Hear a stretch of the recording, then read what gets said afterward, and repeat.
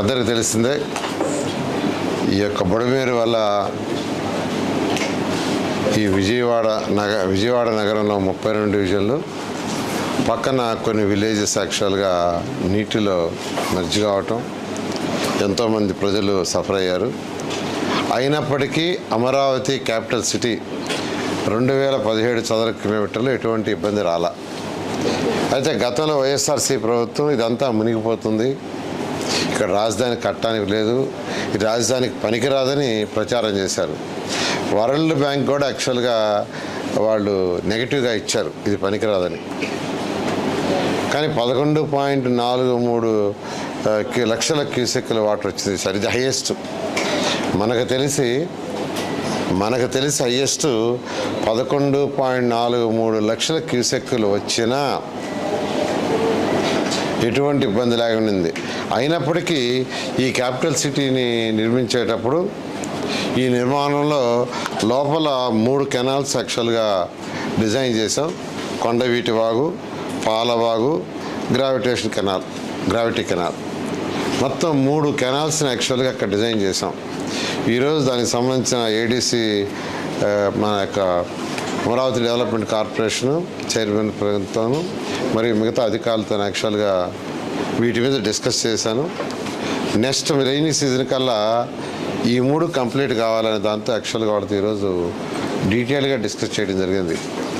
కొండవీటి వాగు చూస్తే అనంతవరం నుంచి ఉండవల్లి పాయింట్కి వస్తుంది, ఉండవల్లి ఎండ్ పాయింట్. అదేవిధంగా పాలవాగు చూస్తే దొండపాడు నుంచి కృష్ణాయపాళెంకి వచ్చి కొండవీటి వాగులో కలిసిపోద్ది. గ్రావిటీ కెనాల్ అయితే వైకుంఠపురంకి యాక్చువల్గా వైకుంఠపురం పాయింట్కి డౌన్లోకి పోతుంది.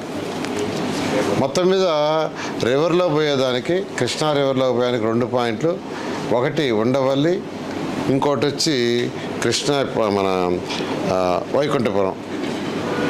ఈ 2 దగ్గరలో పంపింగ్ స్టేషన్స్ కూడా ప్లాన్ చేశారు. ఉండవల్లి దగ్గర అయితే 12,350 క్యూసెక్స్ వాటర్ పోయేటట్టుగా ప్లాన్ చేశారు, 1250 క్యూసెక్స్. మళ్ళీ అక్కడ బకింగ్హామ్ కెనాల్లో ఒక 4,000 క్యూసెక్లు పోయేటట్టుగా. అదేవిధంగా ఎక్కడైతే వైకుంఠపురంలో 5,650 క్యూసెక్లుగా. అంటే ఎటువంటి పరిస్థితులు ఇవన్నీ కంప్లీట్ అయిపోతే అసలు ఎటువంటి పరిస్థితుల్లో కూడా అమరావతి క్యాపిటల్ సిటీలో ఒక చుక్క నీరంటూ ఉండదు, ఒక ఫ్యూచర్లో ఇటువంటి ఇచ్చినా కానీ. ఆ విధంగా యాక్చువల్గా ఇవన్నీ డిజైన్ చేయడం జరిగింది. అంతేకాకుండా ఇప్పుడు కొండవీటి వాగు తీసుకుంటే కొన్ని దగ్గరలో 10 అడుగులు ఉంది, కొన్ని దగ్గర 4 అడుగులే ఉంది, కొన్ని దగ్గర 2 అడుగులే ఉంది. పాలవాగు కూడా అంతే, కొన్ని దగ్గర 4 అడుగులు, కొన్ని దగ్గర అయితే 3 అడుగులు అయిపోయింది. కానీ ఇప్పుడు డిజైన్ చేసిన ఈ యొక్క కొండవీటి వాగు బాటం 75 మీటర్లు, 75 మీటర్లు అడుగులు కాదు, బాటం 75 మీటర్లు, పైన వచ్చి 115 మీటర్స్. ఇది హయ్యెస్ట్.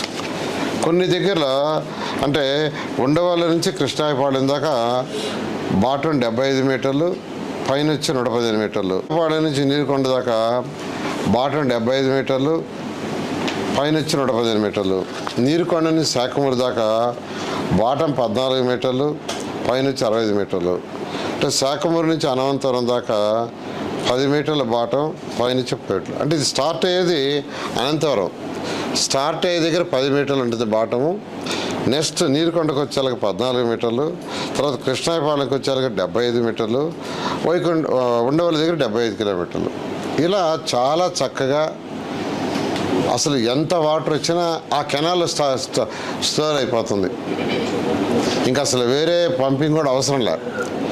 ఏదైతే కెనాల్స్ యొక్క వెడల్పు డెప్త్ డిజైన్ చేసామో, ఎంత రెయిన్ వచ్చినా గత 100 సంవత్సరాల హిస్టరీ తీసుకున్నాం, ఆ వచ్చిన వాటర్ అంతా ఈ తవ్విన కెనాల్స్లోనే స్టోర్ అయిపోతుంది.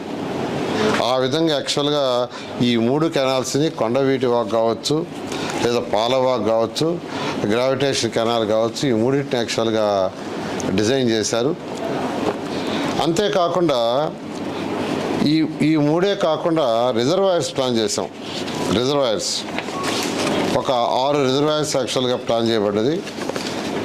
ఈ 6 రిజర్వాయర్స్లో నీరుకొండ దగ్గర 0.4 టీఎంసీ వాటర్ స్టోరేజ్ ఎదుటిగా ఒక రిజర్వాయరు, కృష్ణాయపాడెంలో 0.1 టీఎంస్ స్టోరేజ్ ఎదుటిగా ఒక రిజర్వాయరు, శాఖమూరు దగ్గర 0.01 టీఎంసీ స్టోరేజ్ ఎదుటిగా ఒక reservoir. Lam outside city ల్యామ్లో 0.3 టీఎంసీ, పెదపర్తి ఇది కూడా outside city 0.2 TMC, Vaikunthapuram దగ్గర 0.3 టీఎంసీ వాటర్ స్టోరేజ్ ఎదుటికి 6 రిజర్వాయర్లు డిజైన్ చేయబడ్డది. అంటే ఎంత వర్షం వచ్చినా గత 100 సంవత్సరాల చరిత్ర తీసుకుంటే ఈ యొక్క కెనాల్స్లో ఎంత వర్షం వచ్చినా దాంట్లోనే స్టోర్ అవుతుంది, పంపింగ్ కూడా అవసరం లేదు. ఒకవేళ కెనాల్స్లో కంటే ఎక్కువ వస్తే రిజర్వాయర్లో స్టోరేజ్ ప్లాన్ చేస్తాం. ఎక్కువ వస్తే అప్పుడు ఏదైతే ఈ పంపింగ్ పెట్టామో ఉండవల్లి దగ్గర కావచ్చు, వైకుంఠపురం దగ్గర కావచ్చు, దాని ద్వారా బకింగ్హామ్ కెనాల్తో పెట్టాం. కాబట్టి గత 5 సంవత్సరాల్లో ఏదైతే వైసీపీ నాయకులు ప్రచారం చేశారో ఆ ప్రచారాలు ఎవ్వరూ నమ్మనవసరం లేదు. ఇప్పుడు వచ్చిన నీళ్లు అంటే ఫ్లడ్ వచ్చి బండ తెగిపోయి 3 దగ్గరల ఈ యొక్క విజయవాడకి ముంచెత్తిన అమరావతి రాజధానికి ఎటువంటి ఇబ్బంది లేదు. 11.43 లక్షల క్యూసెక్లు వచ్చినా ఎటువంటి ఇబ్బంది లేకుండా జరిగింది. కాబట్టి అమరావతి క్యాపిటల్ సిటీ అనేది చాలా సేఫ్. ఫ్యూచర్లో ఎవరు ఎన్ని చెప్పినా నమ్మొద్దని ప్రజలందరికీ తెలియజేస్తున్నాను. మేరలో వచ్చింది కాబట్టి దీని మీద మళ్ళీ రివ్యూ చేసాం ఇంకా డీటెయిల్గా. ఈరోజు అధికారులతో డీటెయిల్ చేసేస్తే వాడు అసలు కెనాల్స్లో మనం నింపుకుంటే నీళ్ళు దట్ ఈజ్ ఎనఫ్. ఇప్పుడైతే 2 అడుగులు 3 అడుగులు 6 అడుగులు వెడల్పు ఉంది సార్. మనం 75 మీటర్లు బాటం పైన వచ్చేలకే బాటం 75 మీటర్లు, మళ్ళీ పైన వచ్చేలకే అది 115 మీటర్స్, 115 మీటర్ల పైన 115 మీటర్లు అడుగులు కాదు. ఇప్పుడు యాజ్ ఇట్ ఈస్గా 1 మీటర్ 2 మీటర్లు కూడా లేదు కొన్ని దగ్గర. అందువల్ల సేఫ్ అని మీకు అందరికీ తెలియజేస్తున్నాను. ఇప్పుడు అదేవిధంగా కరకట్టని 4 లైన్గా అప్పుడు డిజైన్ చేయడం జరిగింది. మళ్ళా గత ప్రభుత్వం దాన్ని 2 లైన్స్ అని రచ్చ చేసి దాన్ని అటు ఇటుగానే చేశారు. ఏదైతే ఒరిజినల్ ప్లాన్ 4 లైన్ ఉందో ఆ 4 లైన్తో దాన్ని డిజైన్ చేయమన్నాం. అయితే ఇప్పుడు 11.43 లక్షల క్యూసెక్లు వచ్చింది కాబట్టి ఫ్యూచర్లో 15 లక్షల క్యూసెక్లు వచ్చినా బండి ఏ విధంగా ఉండాలి దాని మీద మరొకసారి ఇరిగేషన్ డిపార్ట్మెంట్ వాళ్ళతో కూర్చొని దాని మీద ఏదైనా అవసరమైతే రీడిజైన్ చేయమని ఇన్స్ట్రక్షన్ ఇచ్చాను. వాళ్ళు త్వరలో అంటే ఒక 4-5 రోజుల్లో కూర్చొని ఇరిగేషన్ వాళ్ళతో ఆ బండు కృష్ణా రివర్లో 15 లక్షల క్యూసెక్లు వచ్చినా ఎటువంటి ఇబ్బంది లేకుండా సేఫ్గా ఉండేటట్టుగా డిజైన్ చేస్తారు. ఇమీడియట్గా టెండర్లు పిలవడం జరుగుతుంది. ఈ యొక్క రిజర్వాయర్లకి తర్వాత కొండవీటి వాగు, పాలవాగు, గ్రావిటేషన్ కెనాల్స్ మాత్రం మరొక 2 నెలల్లో టెండర్స్ పిలిచి నెక్స్ట్ రెయినీ సీజన్కి పూర్తి చేసే విధంగా చేయాలని అధికారులకు ఆదేశించాను. చేస్తూ ఉన్నారు. ఈ విధంగా అమరావతి క్యాపిటల్ సిటీలో ఎటువంటి ఇబ్బంది లేకుండా చేయడం జరుగుతుంది. అదేవిధంగా ఐఐటి వాళ్ళు రిపోర్ట్ ఇచ్చారు.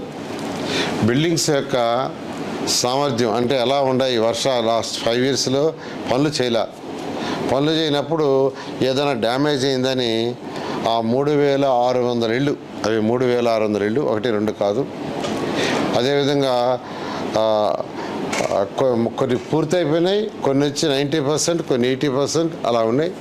వాటి మీద స్టడీ చేయమంటే స్టడీ చేసి క్లియర్గా ఇచ్చారు. ఎటువంటి ఇబ్బంది లేదు, 100% పర్ఫెక్ట్గా ఉన్నాయి. ఆ వర్క్ని క్యారీ ఆన్ చేయి వాళ్ళు ఇచ్చారు. ఆ వర్క్ కూడా టెండర్లు పిలిచే విధంగా ప్రక్రియ స్టార్ట్ చేయమన్నాను. దాన్ని బహుశా 1 మంత్లో టెండర్లు దానికి పిలిచే విధంగా ప్రక్రియ చేస్తున్నారు. ఒక 2 నెలలు 1 మంత్లో కాకపోయినా 2 నెలలు దానికి కూడా టెండర్లు పిలిచి ఆ వర్క్ను కూడా వీలైన తొందరగా కంప్లీట్ చేయడం జరుగుతుంది. అది ఫేజ్ 2 అనుకున్నాం. దాని ఫేజ్ 2లో ఇబ్బంది లేదు, మీరు కంటిన్యూ చేసుకుని ఇచ్చేస్తారు. దాన్ని క్లీన్ చేసుకున్నారు. దాన్ని కూడా స్టీల్ రాడ్స్ని వాళ్ళు బ్రేక్ చేసి తీసుకుపోయారు, టెస్ట్ చేశారు. టెస్ట్ చేస్తే ఫుల్ స్ట్రెంత్ ఉంది, అసలు దాని గురించి వరి అవసరం లేదు. క్యారీ ఆన్ అన్న క్యారీ ఆన్.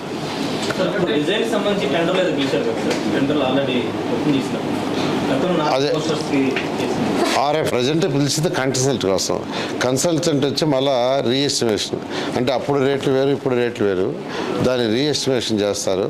రీఎస్టిమేషన్ చేసిన తర్వాత దాని ప్రకారం ముందుకు పోవడం. అందుకనే ఇప్పుడు సెలవైన ఇవాళ అధికారులు పిలిచి ఈ కొండవీటి వాగు, పాలవాగు, గ్రావిటేషన్ రిజర్వాయర్స్ వాటి గురించి రివ్యూ చేసి ఇమీడియట్గా వాటిని టేకప్ చేయడం జరిగింది. అంటే కింద ఉంటుంది. ప్రపంచంలో సీ కంటే కింద డౌన్లో ఉండే సిటీ నెదర్లాండ్స్. వాళ్ళదంతా కంప్లీట్గా వాటర్ అనే పోర్ట్లలో ఎక్కువ ట్రాన్స్పోర్ట్ మనుషులు పోవటం ఉంటుంది. ఆ కన్సల్టెంట్ని పిలిచి అప్పుడు డిజైన్ చేయించాం. కన్సల్టెంట్ వాళ్ళే తీసుకున్నాం, ఎందుకంటే that is the best technology they are using. దాని ద్వారానే ఈ కొండవీటి వాగ్ కానీ పాలవాగ్ కానీ గ్రావిటేషన్ కెనాల్ కానీ డిజైన్ చేయించింది వెరీ సేఫ్గా. జంగిల్ క్లియరెన్స్ ఆల్మోస్ట్ 80-85% అయింది. ఈ లోపల రైన్స్ రావటం, ప్రొక్లైన్ ఆడ మళ్ళీ మనం ఆడికి మార్చుకున్నాం. ఇంకా వాటర్ ఉన్నాయి, నేను ఇవాళ కూడా చూశాను. అంటే ఎక్కడెక్కడ పడిన వాటర్ ఒక 4-5 రోజుల తర్వాత వాళ్ళు వర్క్ స్టార్ట్ చేస్తాను. స్టార్ట్ చేస్తే ఒక 1 వీక్లో అది కూడా అయిపోతుంది. తర్వాత ఆ కొట్టేసిన కంప కూడా దాదాపు ఎండిపోయినట్టుంది. ఒక వారం రోజులు కానీ ఎండేస్తే ఎండిపోతే తర్వాత కొన్ని ఫ్యాక్టరీ వాళ్ళు, ఈ పేపర్ మిల్స్ వాళ్ళు వచ్చి వాటిని కూడా కట్ చేసి తీసుకుపోతా ఉన్నారు.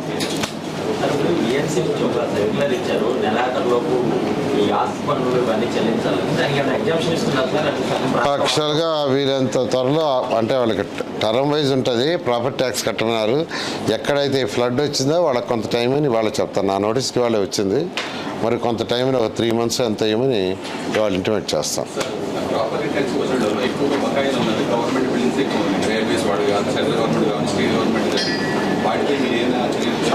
3 months బ్యాక్ యాక్చువల్గా రివ్యూ చేశానండి. నేను చేశాను 3 weeks బ్యాక్ చేసి యాక్చువల్గా డిపార్ట్మెంట్ వాళ్ళు పిలిచి, అటు స్టేట్ గవర్నమెంట్ ఉండే, సెంట్రల్ గవర్నమెంట్ ఉండే, వాటి మీద ఆ సెంట్రల్ గవర్నమెంట్ వాళ్ళతో అయితే ఆ కన్సర్న్ సెంట్రల్ మినిస్టర్తో కూడా మాట్లాడి అవన్నీ రిలీజ్ అయ్యేటట్టు చేసుకుంటాం. రైతులకు సంబంధించి కౌలు యాక్చువల్గా ఒక ఇన్స్టాల్మెంట్ రిలీజ్ చేసిందండి.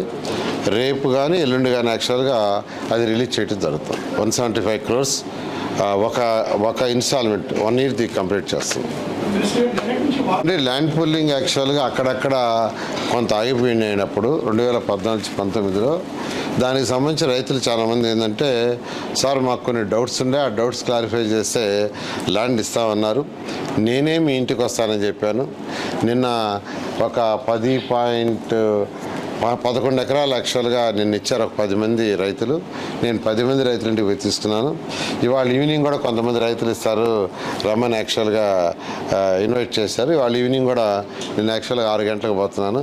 ఈ విధంగా ఏ రైతు 1 సెంట్ ఇస్తానన్నా నేనే పర్సనల్ వాళ్ళ ఇంటికి పోతాను. వాళ్ళకి ఏమైనా డౌట్స్ ఉంటే నేనే క్లారిఫై చేస్తాను. దానికే యాక్చువల్గా ఇప్పుడు ఈ కన్సల్టెంట్కి టెండర్ పిలిచిందండి. అది ఆల్మోస్ట్ 19వ తేదీ 20వ తేదీ అయిపోతుంది. ఆ కన్సల్టెంట్ని బహుశా అయిపోతే నెలాఖరాకు అపాయింట్ చేస్తారు. అంటే వాళ్ళు కొంత ప్రొసీజర్ ఉంటుంది కదా. నెలాఖరాకు అపాయింట్ చేస్తే వాళ్ళకి 1 month 1.5 month టైం తీసుకుంటారు ఇది ఎస్టిమేషన్స్ వేయటానికి. వాళ్ళు వేసిన తర్వాత పిలుస్తాం. అందుకే చెప్పింది మనం ఇప్పుడు సెప్టెంబర్ మిడిల్లో ఉన్నాం. ప్రాబబ్లీ నవంబర్ ఎండింగ్కి టెండర్లన్నీ పిలవటం జరుగుతుంది. టెండర్లు పిలిచిన తర్వాత 1 monthకి, దట్ ఈజ్ డిసెంబర్ ఎండింగ్కి వర్క్లన్నీ టేకప్ అవుతాయి. 3600 ఇళ్ళు టేకప్ అవుతాయి. 360 kilometers trunk infrastructure, road, drains start అవుతాయి. అదేవిధంగా లోపల లేఅవుట్స్ సంబంధించిన అవి కూడా స్టార్ట్ అవుతాయి. బిల్డింగ్స్ కంప్లీట్గా ఆల్ బిల్డింగ్స్ అవి 3600 అపార్ట్మెంట్స్ స్టార్ట్ చేయడం జరుగుతుంది. ఐకానిక్ టవర్స్ స్టార్ట్ చేస్తాం. హైకోర్టు, అసెంబ్లీ కూడా స్టార్ట్ చేయడం జరుగుతుంది. Okay, thank you. ఓకే,